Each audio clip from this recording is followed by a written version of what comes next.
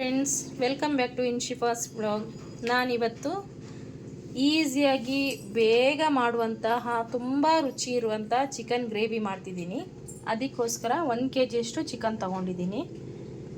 ಒಂದು 5ರಿಂದ 6 ಈರುಳ್ಳಿ ತೊಗೊಂಡಿದ್ದೀನಿ. ದಪ್ಪ ಈರುಳ್ಳಿ ಆದರೆ 4 ಸಾಕು. ಒಂದು 8 ಟೊಮೊಟೊ ತೊಗೊಂಡಿದ್ದೀನಿ. ತುಂಬ ಚಿಕ್ಕ ಟೊಮೊಟೊ ಆಗಿದ್ದರಿಂದ 8 ತೊಗೊಂಡಿದ್ದೀನಿ.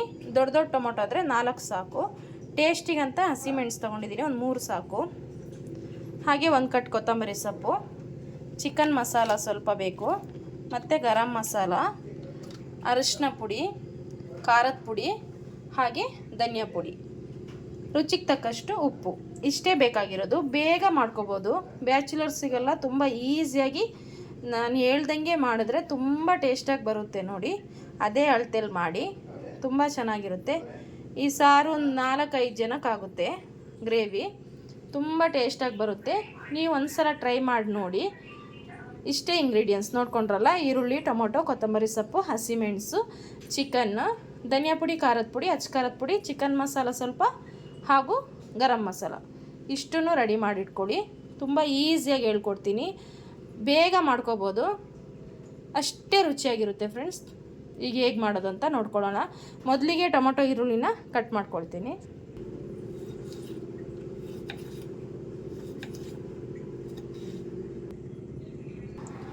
ನೋಡಿ ಫ್ರೆಂಡ್ಸ್, ಈರುಳ್ಳಿ ಟೊಮೊಟೊನ ಚಿಕ್ಕದಾಗಿ ಹೆಚ್ಕೋಬೇಕು. ಕೊತ್ತಂಬರಿ ಸೊಪ್ಪನ್ನು ಅಷ್ಟೇ. ನಾನು ಹೇಳೋದು ಮರ್ತೋದೆ, ಶುಂಠಿ ಬೆಳ್ಳುಳ್ಳಿ ಪೇಸ್ಟ್ ಬೇಕಾಯ್ತಾ. ನೀವು ಫ್ರೀಯಾಗಿ ಮನೇಲಿದ್ದಾಗ ಆರಾಮಾಗಿ ಶುಂಠಿ ಬೆಳ್ಳುಳ್ಳಿ ಪೇಸ್ಟ್ನ ಈ ರೀತಿ ಮಾಡ್ಕೊಳ್ಳಿ. ಅಂಗಡಿದು ಅಷ್ಟು ಚೆನ್ನಾಗಿರಲ್ಲ. ಎಲ್ಲ ಹಾಳಾಗಿರೋ ಶುಂಠಿ ಬೆಳ್ಳುಳ್ಳಿ ಹಾಕಿ ರುಬ್ಬಿರ್ತಾರೆ. ಮನೇಲಿ ಆರಾಮಾಗಿ ನೀಟಾಗಿ ನಾವೇ ಮಾಡಿಕೊಂಡ್ರೆ ಟೇಸ್ಟು ಚೆನ್ನಾಗಿರುತ್ತೆ, ಫ್ರೆಶ್ ಆಗೂ ಇರುತ್ತೆ. ಮನೇಲಿ ಆದಷ್ಟು ಮಾಡ್ಕೊಳ್ಳಿ ಫ್ರೆಂಡ್ಸ್. ಈಗ ಹೇಗೆ ಮಾಡೋದು ನೋಡೋಣ. ಈಗ ಸ್ಟವ್ ಮೇಲೊಂದು ಬಾಣಲಿ ಇಟ್ಟಿದ್ದೀನಿ. ಅದಕ್ಕೆ ಸ್ವಲ್ಪ ಎಣ್ಣೆ ಹಾಕ್ಕೊಳ್ಳೋಣ.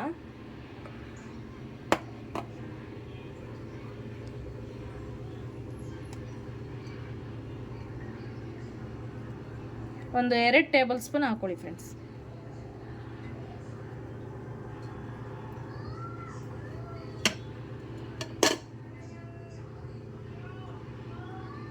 ಸಾಕು, 2 ಟೇಬಲ್ ಸ್ಪೂನು. ಎಣ್ಣೆ ಕಾಯಿಲಿ.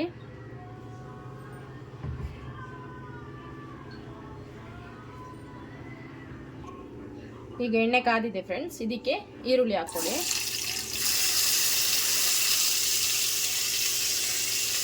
ಈರುಳ್ಳಿನ ಚೆನ್ನಾಗಿ ಫ್ರೈ ಮಾಡಬೇಕು.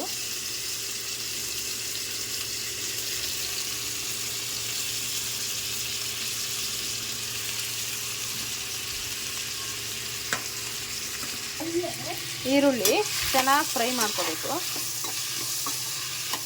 ಈರುಳ್ಳಿ ಕಲರ್ ಚೇಂಜ್ ಆಗಬೇಕು ಫ್ರೆಂಡ್ಸ್, ಅಲ್ಲಿವರೆಗೂ ಫ್ರೈ ಮಾಡ್ಕೊಳ್ಳಿ.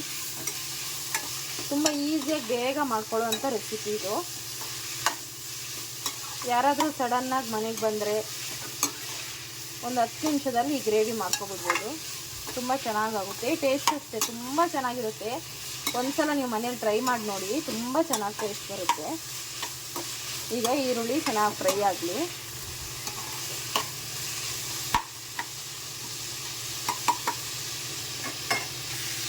ಈರುಳ್ಳಿ ಬೇಗ ಫ್ರೈ ಆಗಬೇಕಂದ್ರೆ ಏನು ಮಾಡಬೇಕಂದ್ರೆ, ಒಂದು ಸ್ವಲ್ಪ ಉಪ್ಪನ್ನ ಈರುಳ್ಳಿಗೆ ಹಾಕಬೇಕು.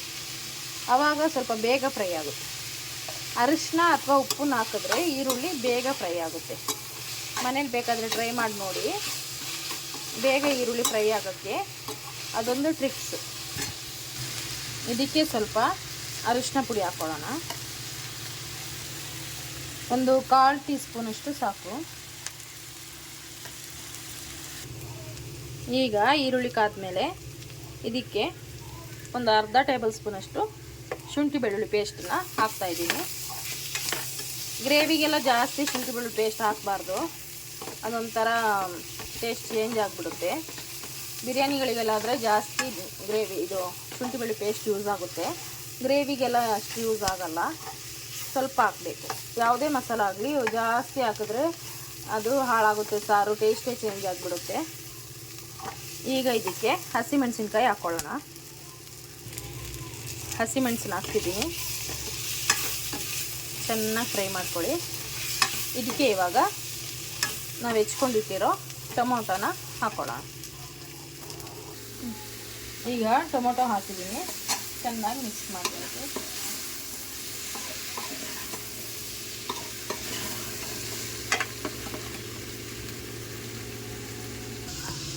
ಟೊಮೊಟೊನ ಚೆನ್ನಾಗಿ ಮಿಕ್ಸ್ ಮಾಡಿ. ಟೊಮೊಟೊ ಚೆನ್ನಾಗಿ ಬೆಂದು ಬರಲಿ, ಒಂದು 5 ನಿಮಿಷ ಆಗುತ್ತೆ. ಮುಚ್ಚಿರಿ, ಆವಾಗ ಚೆನ್ನಾಗಿ ಫ್ರೈ ಆಗುತ್ತೆ. ಈಗ ಮುಚ್ಚಳ ಮುಚ್ಚಿ ಒಂದು ಲೋ ಫ್ಲೇಮಲ್ಲಿ ಒಂದು 5ರಿಂದ 10 ನಿಮಿಷ ಬೇಯಿಸಿ ಫ್ರೆಂಡ್ಸ್. ಟೊಮೊಟೊ ಚೆನ್ನಾಗಿ ಬೆಂದು ಅದರಿಂದನೇ ಗ್ರೇವಿ ಆಗೋದು. ಟೊಮೊಟೊ ಚೆನ್ನಾಗಿ ಬೇಯಬೇಕು, ಅಲ್ಲಿವರೆಗೂ ಮುಚ್ಚಳ ಮುಚ್ಚಿರಿ, ಆಮೇಲೆ ತೋರಿಸ್ತೀವಿ. ಈಗ ನೋಡಿ, ಟೊಮೊಟೊ ಎಲ್ಲ ಚೆನ್ನಾಗಿ ಸ್ಮ್ಯಾಶ್ ಆಗ್ತಾಯಿದೆ. ಇಷ್ಟು ಚೆನ್ನಾಗಿ ಬೇಯಬೇಕು ಫ್ರೆಂಡ್ಸ್, ಆವಾಗಲೇ ಗ್ರೇವಿ ತುಂಬ ಚೆನ್ನಾಗಾಗೋದು. ಈರುಳ್ಳಿ ಟೊಮೊಟೊ ನಾವು ಎಷ್ಟು ಫ್ರೈ ಮಾಡ್ತೀವಿ ಅಷ್ಟು ಟೇಸ್ಟ್ ಬರುತ್ತೆ.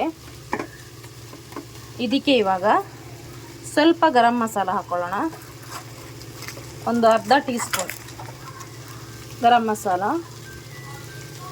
ಸ್ವಲ್ಪ ಸಾಕು. ಮತ್ತು ನಾನು ಯೂಸ್ ಮಾಡ್ತಾ ಇರೋದು ಆಚಿ ಚಿಕನ್ ಮಸಾಲ, ಇದನ್ನು 1 ಟೇಬಲ್ ಸ್ಪೂನಷ್ಟು ಹಾಕ್ಕೊಳ್ಳೋಣ. ಇದಿಲ್ಲ ಅಂದರೂ ಸ್ಕಿಪ್ ಮಾಡಿದ್ರೂ ಆಗುತ್ತೆ, ಹಾಗೆ ಮಾಡಿದ್ರೂ ಟೇಸ್ಟ್ ಇರುತ್ತೆ. ಈಗ 1 ಟೀ ಸ್ಪೂನಷ್ಟು ಧನಿಯಾ ಪುಡಿನ ಹಾಕ್ಕೊಳ್ಳೋಣ.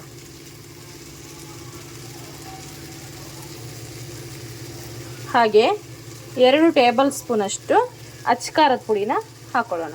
ನಾನು ತೊಗೊಂಡಿರೋದು ಬ್ಯಾಡಗಿ ಮೆಣಸಿನ ಪುಡಿ, ನಿಮಗೆ ಖಾರ ಎಷ್ಟು ಬೇಕು ಅಂತ ನೋಡಿಕೊಂಡು ಹಾಕ್ಕೊಳ್ಳಿ. ಈಗ ಇದನ್ನೆಲ್ಲ ಚೆನ್ನಾಗಿ ಮಿಕ್ಸ್ ಮಾಡೋಣ. ಇದೆಲ್ಲ ಚೆನ್ನಾಗಿ ಮಿಕ್ಸ್ ಮಾಡಿದ್ಮೇಲೆ ಇದಕ್ಕೆ ಇವಾಗ ಚಿಕನ್ ಹಾಕ್ಕೊಳ್ಳೋಣ.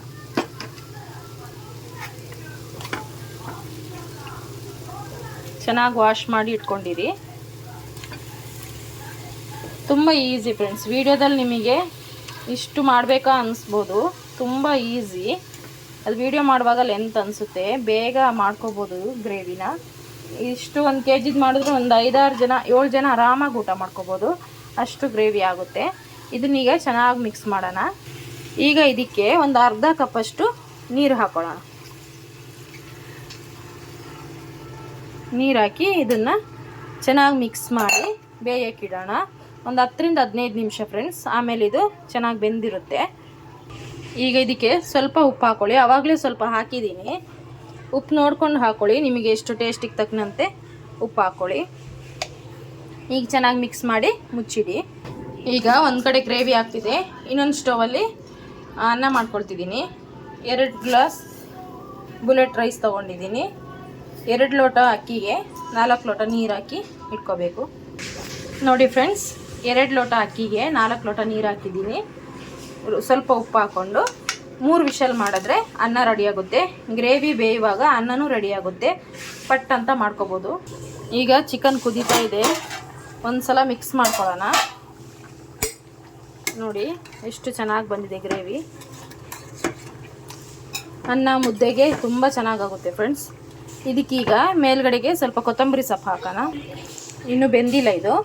ಕೊತ್ತಂಬರಿ ಸೊಪ್ಪು ಹಾಕಿ ಮಿಕ್ಸ್ ಮಾಡಿ ಒಂದು 10 ನಿಮಿಷ ಬೇಯಿಸಿ ಫ್ರೆಂಡ್ಸ್. ಹೈ ಫ್ಲೇಮಲ್ಲೇ ಇಡಿ, ತಳ ಹಿಡಿದಂಗೆ ನೋಡ್ಕೋಬೇಕು. ನಾನು ನಾನ್ ಸ್ಟಿಕ್ಕಲ್ಲಿ ಇಟ್ಟಿದ್ದೀನಿ, ತಳ ಹಿಡಿಯಲ್ಲ. ನೀವು ಸ್ಟೀಲ್ದ ಅಥವಾ ಸಿಲ್ವರ್ ಪಾತ್ರೆ ಯೂಸ್ ಮಾಡೋದಾದರೆ ಅವಾಗವಾಗ ಮಿಕ್ಸ್ ಮಾಡ್ತಾಯಿರಿ. ಒಂದು ಕಡೆ ಕುಕ್ಕರಲ್ಲಿ ಅನ್ನ ಇಟ್ಟಿದ್ದೀನಿ. ಈ ಅನ್ನ ಬೇಯುವಾಗ ಗ್ರೇವಿ ರೆಡಿ ಆಗಿಬಿಡುತ್ತೆ. ಈಗ 10 ನಿಮಿಷ ಆಯಿತು ಫ್ರೆಂಡ್ಸ್. ನೋಡಿ, ಚಿಕನ್ ಚೆನ್ನಾಗಿ ಬೆಂದಿದೆ, ಚಿಕನ್ ಗ್ರೇವಿ ರೆಡಿಯಾಗಿದೆ. ಎಲ್ಲರೂ ಮನೇಲಿ ಒಂದು ಸಲ ಮಾಡಿ ನೋಡಿ ಫ್ರೆಂಡ್ಸ್, ತುಂಬ ಟೇಸ್ಟಾಗಿ ಬೇಗ ಮಾಡ್ಕೋಬೋದು. ಬ್ಯಾಚುಲರ್ಸಿಗಂತೂ ತುಂಬ ಈಸಿಯಾಗಿ ಮಾಡ್ಕೋಬೋದು. ಯಾರಿಗಾದರೂ ಈ ವಿಡಿಯೋ ಇಷ್ಟ ಆದರೆ ಲೈಕ್ ಮಾಡಿ, ಶೇರ್ ಮಾಡಿ. ನೀವು ಮನೇಲಿ ಒಂದು ಸಲ ಟ್ರೈ ಮಾಡಿ ನೋಡಿ, ಕಮೆಂಟ್ ಮಾಡಿ ಹೇಗೆ ಬಂದಿದೆ ಅಂತ. Thank you.